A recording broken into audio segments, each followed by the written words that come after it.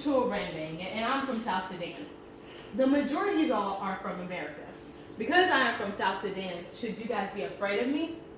Xenophobia is a fear of people from different countries, ethnic groups, or regions.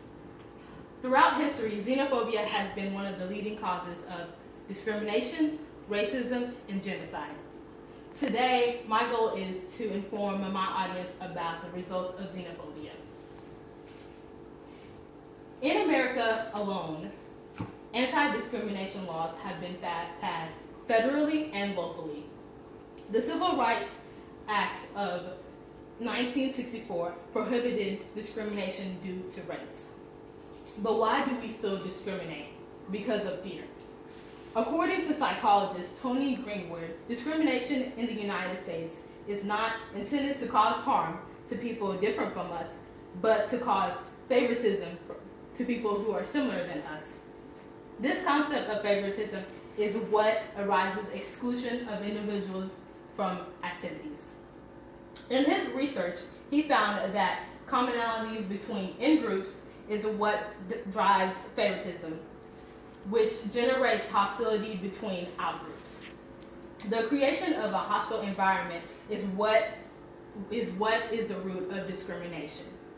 The deliberate exclusion of certain individuals or out-groups is the result of xenophobic actions, aka discrimination.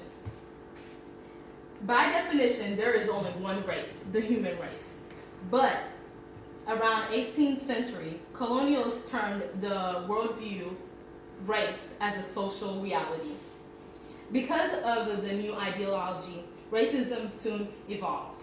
In the United States, one of the biggest racial crimes committed was the enslavement of African Americans. For over 245 years, white Americans found African Americans to be inferior to them. White Americans felt that they needed to be superior upon the African Americans, creating them to be inferior and subjects. This also evolved in hate groups such as the Ku Klux Klan. Racism in the United States causes segregation among individuals and states. Even after slavery was abolished, African Americans still were treated as second-class citizens in the United States from the rest of everyone else. For a long period of American history, African Americans were not seen as equals but as subjects, all because of the color of their skin. Even after segregation was ended, racism still existed and it still exists today.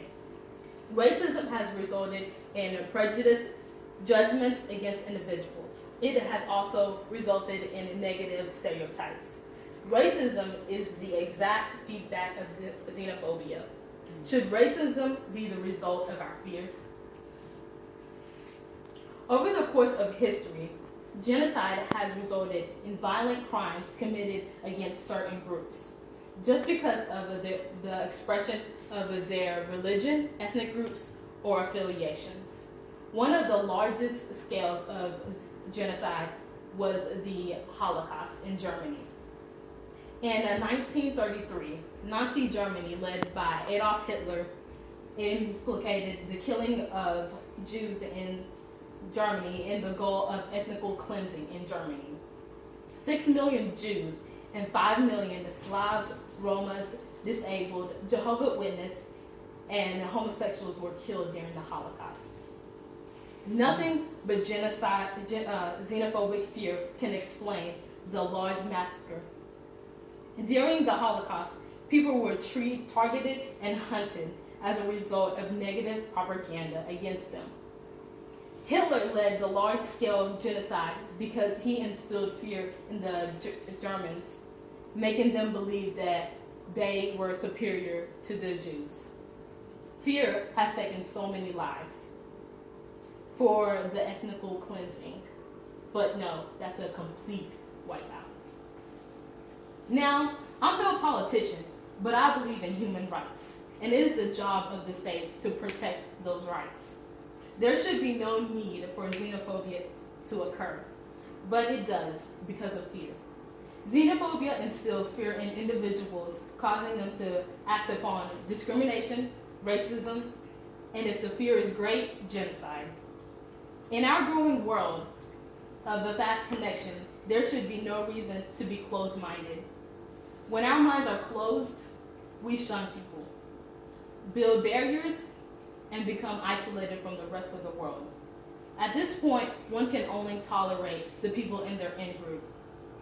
You can see how problems can arise because of this.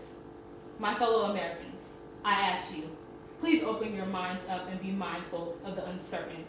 Treat others the way you would want to be treated. There's only one race, the human race.